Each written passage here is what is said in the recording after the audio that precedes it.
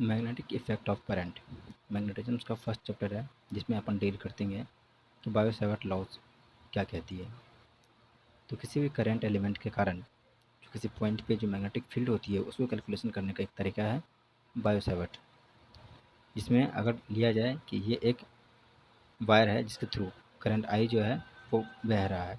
इस छोटे से पोर्शन डी पोर्शन को अपन कट करते हैं और इस छोटे से पोर्शन के कारण किसी पॉइंट ओ पे मैग्नेटिक फील्ड का कैलकुलेशन करते हैं।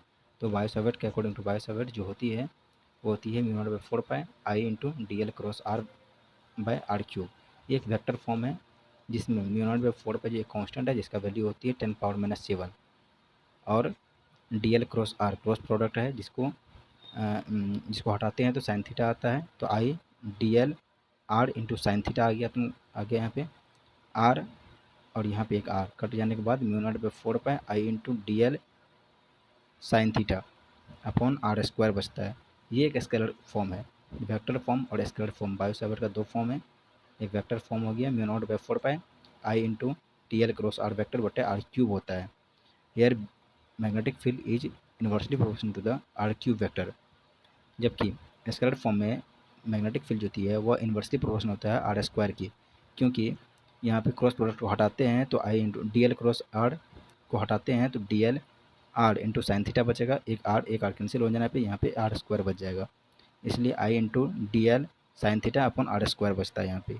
इसलिए B is inversely proportional to the are square को होगा किस फॉर्म में, स्केलर फॉर्म में। और वेक्टर फॉर्म में जो मैग्नेटिक फील्ड होती है वो इन्वर्सली प्रोपोर्शनल होता है आर पावर क्यूब का, ठीक है। और म्यू नॉट बाई 4 पाई एक कॉन्स्टेंट है जिसको अपन 10⁻⁷ न्यूमेरिकल वैल्यू होती है। और मैग्नेटिक फील्ड जो होती है उसको बी से रिप्रेजेंट करते हैं। उसका यूनिट जो होती है उसको निकालने का एक तरीका होता है, जो मैग्नेटिक फोर्स होती है वो होती है I l B sine theta होती है एक फार्मूला। उस फार्मूला से अगर देखा जाए मैग्नेटिक फील्ड यहाँ से निकाल सकते हैं। फोर्स जो है वो न्यूटन है और आई जो है वो करंट है, सो एम्पियर हो गया। लेंथ जो है वो मीटर है, सो एम हो गया। तो बी का जो यूनिट निकला वो निकला न्यूटन, न्यूटन पर एम्पियर इंटू मीटर। इसी को दूसरे भाषा में कहते हैं वेबर पर मीटर स्क्वायर भी कहते हैं या फिर उसको टेस्ला भी कहते हैं। तो मैग्नेटिक फील्ड का जो यूनिट है वह न्यूटन पर एम्पियर इंटू मीटर या फिर वेबर पर मीटर स्क्वायर या फिर टेस्ला। ये एक 3 यूनिट है मैग्नेटिक फील्ड का। मैग्नेटिक फील्ड का सबसे इंपॉर्टेंट पार्ट जो है वो डायरेक्शन। डायरेक्शन कैसे बताते हैं, किसी भी करंट एलिमेंट कारण किसी पॉइंट पर जो मैग्नेटिक फील्ड होती है उसको डायरेक्शन को बताने के लिए राइट हैंड थंब रूल का यूज करते हैं हम लोग। तो मैग्नेटिक फील्ड के डायरेक्शन में को बताने के लिए करंट का हम लोग सबसे देखते हैं करंट किस डायरेक्शन में बह रही है। अगर करंट के डायरेक्शन में हम लोग थंब को रखेंगे अपना, जैसे इस वाला पोर्शन में करंट बह रही है किस डायरेक्शन में, ऊपर की ओर, तो करंट के डायरेक्शन में रखेंगे थंब को अपन। और आर मतलब पोजीशन वेक्टर, ये डिस्टेंस, इसके डायरेक्शन में रखेंगे चारों उंगलियों को। और जो पाम होगा, जो हथेली होगा, वो डायरेक्शन बताएगा मैग्नेटिक फील्ड के डायरेक्शन में। जैसे कुछ एग्जांपल यहाँ पे लिए हैं मैंने कि करंट जो है वो वाई डायरेक्शन में बह रहा है और पोजीशन वेक्टर जो है इतना डिस्टेंस पे कैलकुलेट करना है कि मैग्नेटिक फील्ड यहाँ पे कितनी होगी। तो वाई के डायरेक्शन में रखना है थंब को, मतलब वाई डायरेक्शन मतलब ऊपर की ओर, ये मैंने रखा थंब को। और जो आर पोजीशन वेक्टर है वो एक्स डायरेक्शन में है, ऐसे ऐसे।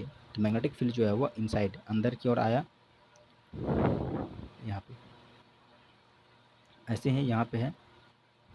करंट जो है वो बह रहा है किस में, इस वायर के थ्रू। तो करंट डायरेक्शन में ऐसे रखा मैंने, ऐसे, और आर वेक्टर ये हो गया। तो पाम जो है वो अंदर की ओर जा रहा है, दैट मीन्स इसका डायरेक्शन जो है मैग्नेटिक फील्ड का वो अंदर की ओर है। यहाँ पे करंट जो है वो अंदर की ओर जा रहा है। क्रॉस प्रोडक्ट जो होती है वो रिप्रेजेंट करता है कि वो अंदर की ओर है, मतलब कि नेगेटिव जेड डायरेक्शन में है। और डॉट प्रोडक्ट जो है वो बाहर की ओर रिप्रेजेंट करता है, मतलब कि जेड डायरेक्शन में रिप्रेजेंट करता है। तो इसी प्रकार यहाँ क्रॉस प्रोडक्ट जो है करंट जो बह रही है वो निगेटिव, मतलब कि सामने की ओर बह रही है, निगेटिव जेड डायरेक्शन में बह रही है। तो पी पॉइंट पे कितना हो गया, निगेटिव जेड मतलब सामने वाली, ऐसे बह रही है करंट। और पी पॉइंट पे बताना है मुझे, ये नीचे की ओर जो गया वो इस पॉइंट पे यहाँ बह रहा करंट। और निगेटिव जेड मतलब कि अंदर की ओर, अंदर की ओर हो गया। और ये इस डायरेक्शन में है, ऊपर की ओर जो है डायरेक्शन बता रहा है तुमको मैग्नेटिक फील्ड का यहाँ पे। तो so we can calculate the magnetic field by the help of Biot Savart नियम, जिसके फॉर्मूला होता है वही mu naught by 4 pi I cross r vector बटा आर क्यूब होती है। ये रिमेंबर रखना है कि बी जो होती है वो inversely proportional 1 by r cube होती है यहाँ पे वेक्टर फॉर्म में, और स्केलर फॉर्म में जो होती है वो inversely to the are square होती है और म्यू नॉट 4 पाई का 10⁻⁷ वैल्यू होती है। जब यूनिट कैलकुलेशन करते हैं मैग्नेटिक फील्ड का तो वो होती है फोर्स। मैग्नेटिक फोर्स बराबर होती है I into l cross B होती है, I l B sine theta होती है। तो यहाँ से बी का जो यूनिट होगा न्यूटन पर एम्पियर इंटू मीटर हो जाएगा यहाँ पे। उसी को वेबर पर मीटर स्क्वायर भी कहते हैं या टेस्ला कहते हैं। डायरेक्शन के लिए right hand thumb rule use करते हैं, मतलब डायरेक्शन मैग्नेटिक करंट के डायरेक्शन में थंब को रखना है, अपना अंगूठी को रखना है, ये वाला अंगूठा, और जहाँ भी बोलेगा कैलकुलेट करने के लिए उसके चारों उंगली को रखना है, ये चारों उंगली उधर उधर की ओर। तो अंदर की ओर जो है वह डायरेक्शन बता रहा है क्या, दिस, ये पाम जो है वो डायरेक्शन बताएगा मैग्नेटिक फील्ड के डायरेक्शंस को।